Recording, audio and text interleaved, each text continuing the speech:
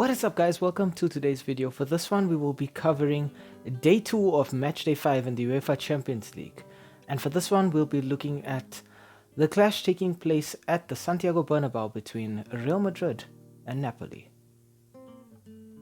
Now, the last time these two sides met was, I think it was match day 2 of the Champions League, the group stages of the season, the 3rd of October 2023. It was supposed to be the clash of the group, and in the 19th minute, the home side Napoli opened the scoring courtesy of Østigård. It's a corner that's played into the Real Madrid box, and the Los Blancos defense just doesn't deal with it, and Østigård manages to power it into the back of the net. Real Madrid learn from their mistakes, and in the 27th minute, they equalize, courtesy of Vinicius Jr. Now, Napoli played very carelessly out the back. Jude Bellingham was able to intercept a pass and slotted it through to Vinicius Jr., who finished calmly and coolly.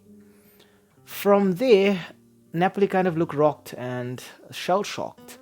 7 minutes later, in the 34th minute, Jude Bellingham would get a goal of his own, courtesy of a fantastic solo run where he basically picks the ball up, I would say, very close to the halfway line and just runs with it. The Napoli defense trying to stop him, but between his dribbling ability, his skill, his close control, and his tenacity, he just manages to get it done anyway.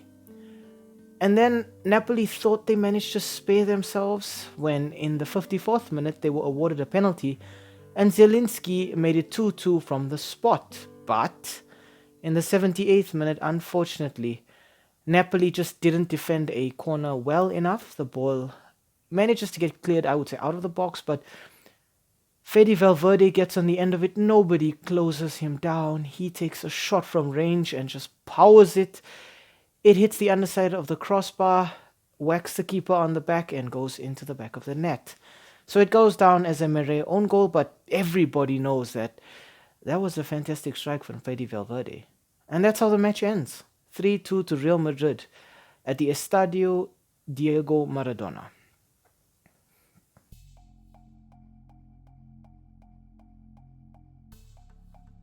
We start off our team analysis with Real Madrid. It is 4 wins and a draw in the last 5 for Los Blancos, unbeaten so far in their last 5, and their last match was a 3-0 victory away at Cadiz in the La Liga. Real Madrid are without some players due to injuries. This is Vinicius Jr., we're talking I think Kepa as well, and then Thibaut Courtois, but fear not, no Vinicius Jr., no problem. Rodrigo's been leading the line quite okay, I would say, for Real Madrid. It is 7 goals and 5 assists for him so far. I think Rodrigo works best with Vinicius Jr., but he's able to play and get some impact on the game on his own. Now, the man of the hour at Real Madrid, obviously Jude Bellingham, playing a pivotal role in 2 of the goals scored by Los Blancos in Naples. It is 14 goals and 3 assists for Jude Bellingham so far. It's incredible to think he's getting these numbers from an attacking midfield position. So it's not even like he's being employed as an out-and-out striker. But his tenacity and like I said, his dribbling ability and just his desire is what makes all the difference for a player like Jude Bellingham. And finally, I want to talk Fede Valverde. Now, ironically, when I looked at this fixture, I thought Valverde would make an impact, and I completely forgot about that 3rd goal. What a travesty, obviously, because it was such a fantastic strike from him. But I like to highlight Valverde because even though he's just got a single goal and 2 assists so far for Los Blancos this season, Valverde is the perfect utility player. He can play pretty much any way you put him out there on that pitch. And that's why I think Real Madrid are not feeling the pinch from those injuries, is because regardless of who gets injured, as long as you have Valverde, you have 5 players in one. You have somebody who can play center mid or attacking mid. You have somebody who can play defensive mid, either wing, number 9, a number 10 behind your out-and-out striker. It doesn't matter. Valverde can do anything and everything that is required of him.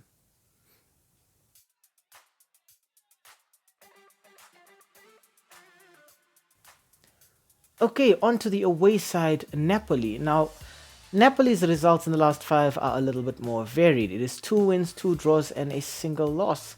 Their last match being a 2-1 victory at Atalanta. Players who've been pivotal for Napoli this season, I would say firstly, you gotta start with the man getting all the goals, Victor Osimhen. 6 goals and a single assist for him. Osimhen is the player that Napoli needs to finish all of their attacking moves. Napoli come up with some really, really fluid, quick football, but then when Osimhen is not around, they really, really struggle to finish. This was proven when they had to play against AC Milan in the Champions League last season, where Osimhen came on and made an impact in the second leg, but he could not feature in the first leg. There's been a lot of talk about Osimhen leaving, but thankfully he's stayed so far for Napoli, and it's just proven to be such a boon for them. Next up, I want to talk the Georgian winger Kvicha Kvaratskhelia. 4 goals and 4 assists for him so far. That is 8 goal contributions. Kvaratskhelia gives you so much out wide. It's dribbling, it's trickery, it's pace, but it's also the ability to pick out a pass when it is necessary. I think actually, even though Osimhen is the one getting all the goals, I think Kvaratskhelia is actually the creative force at Napoli. And if we're going to talk about a player who creates out wide, we've got to talk about a player who creates more centrally. And this is where Zielinski comes in. Now, it's 3 goals and I think it's 2 assists for him so far this season. Obviously, one of those goals being the penalty that he scored against Real Madrid in the first leg. But I think Zielinski has a lot as well to give to Napoli going forward. He's a reliable, creative player who plays just, I would say, behind Osimhen. But he gives you a lot from midfield. He gives you a lot out wide as well if it's required of him. And I think Real Madrid will be looking at Zielinski as well and thinking that they need to mark him and keep him out of the game as best as possible.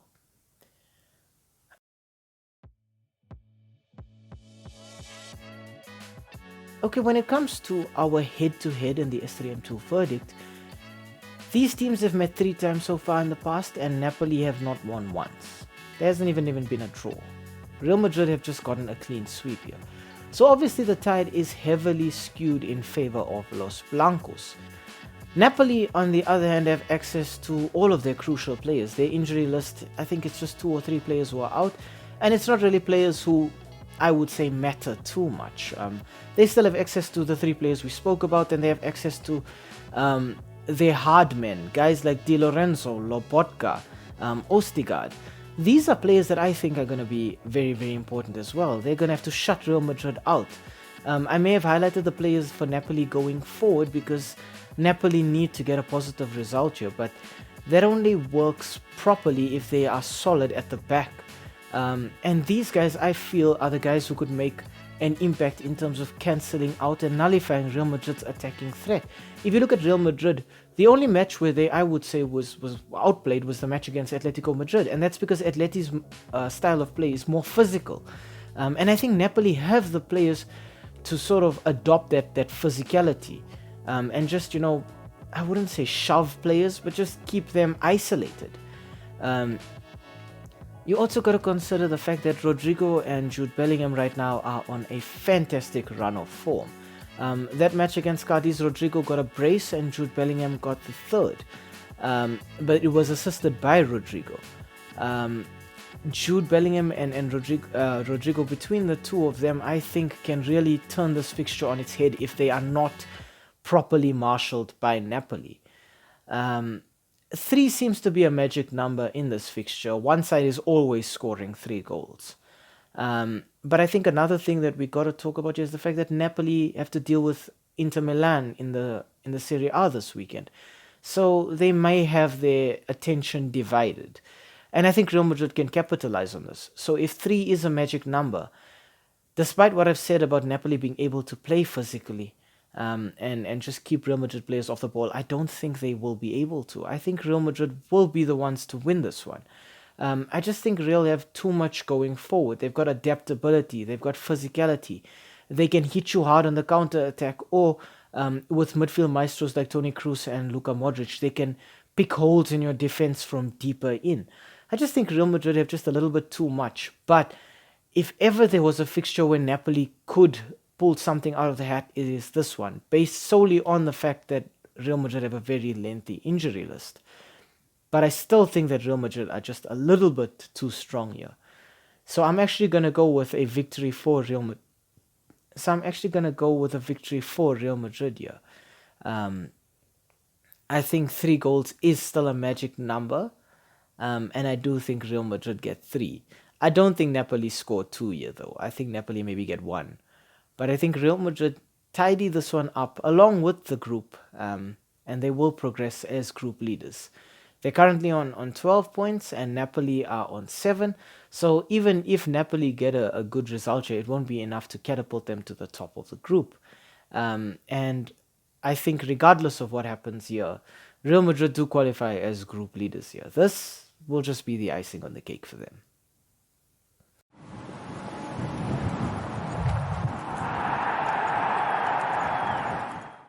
Hi, thank you for making it to the end of this video.